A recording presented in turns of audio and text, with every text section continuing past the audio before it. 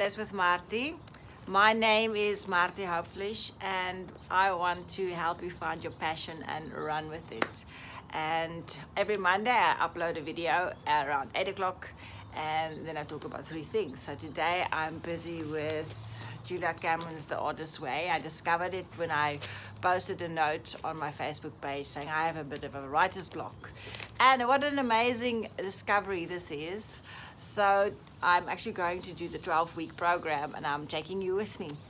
And hopefully this will help a lot of people find their inner creative child to be closer aligned with what their purpose is, and also discovering that there's a divinity that will guide you in the process.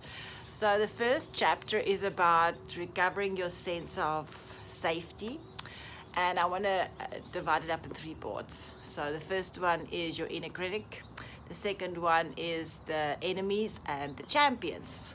So actually what Julia Cameron suggests is that you do 3 morning pages every day. So every day I do 3 pages, and I actually time myself. It takes me about 25 minutes. So yes, it does take half an hour.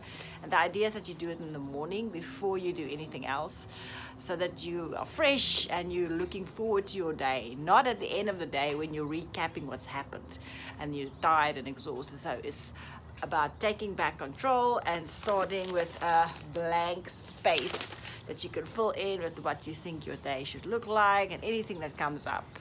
And the second one would be to take yourself for an artist date. So yes, so the first week you work on your inner critic. And I think I was wondering, do only artists have inner critics that tell you, you know, that little voice that says you can't do this, you're not good at that, you should try better next time?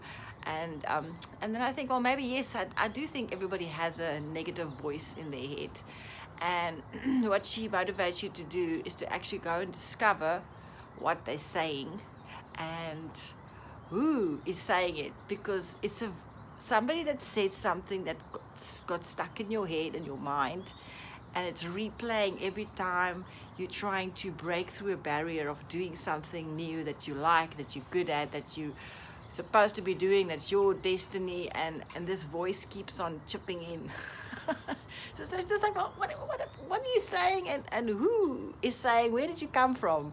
So that's what I really like about it, is that you actually start looking at it and paying attention to it and deciding how big or small it is, what it looks like, and then you say, well, okay, thank you very much for your opinion, but can you go away now? I'm continuing with my writing of my 3 pages of blank pages, filling it with handwriting. You're supposed to write it with your hand. Okay, so that's the secret. And then the second one is, so it's inner critic, is your enemies. So all these people that were saying these things to you, like I remember I had a teacher in grade 1 that said, you should get somebody to help you color inside the lines. Get somebody to teach you to color inside the lines. And for me, it was like, what do you mean? I'm coloring beautiful. And actually, my granddad had to teach me how to color in the lines. And isn't that a sin to teach somebody to color inside the lines? Because for the rest of your life, that defines who you are and what you do, is that you want to define the color inside the lines, where people want you to be creative and think of new things and come up with new solutions.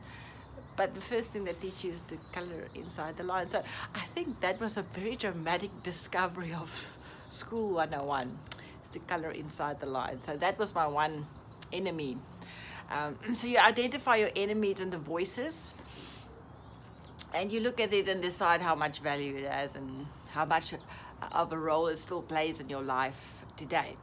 And then the third thing is to discover your champions. You actually make a hall of fame of enemies, and then a hall of fame of champions, of people that's positively influenced you. What did they say? How did they say it?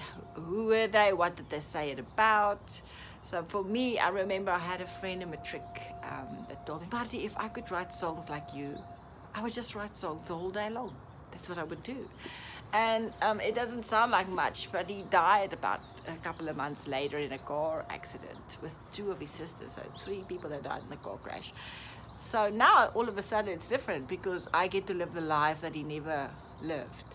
So yeah, that actually makes me very emotional. But yes, you've got champions and people that tell you you're good at something, and maybe you should just stop brushing it off and pay attention. So it's important to look at those people and who they are and what their voices are, and maybe you should crank it up a bit, you know, because you tend to be very aware of critics, but not as aware of people that tell you you're doing something right. And it also made me think of how important it is what you say, so that you can say, I don't want to be somebody else's Hall of Fame this side. I don't want to be an enemy in their Hall of Fame. I want to be a champion. So yes, for me, I try to tell people, I can see you're good at this. Wow, I hope you know this. You're brilliant at this. But there were times that I was really critical of people, and I'm sorry about that. So it just makes you think, when you open your mouth, will it improve the silence? So there you go, that's The Artist's Way. It's a book by Julia Cameron. I really like it, The Artist's Way.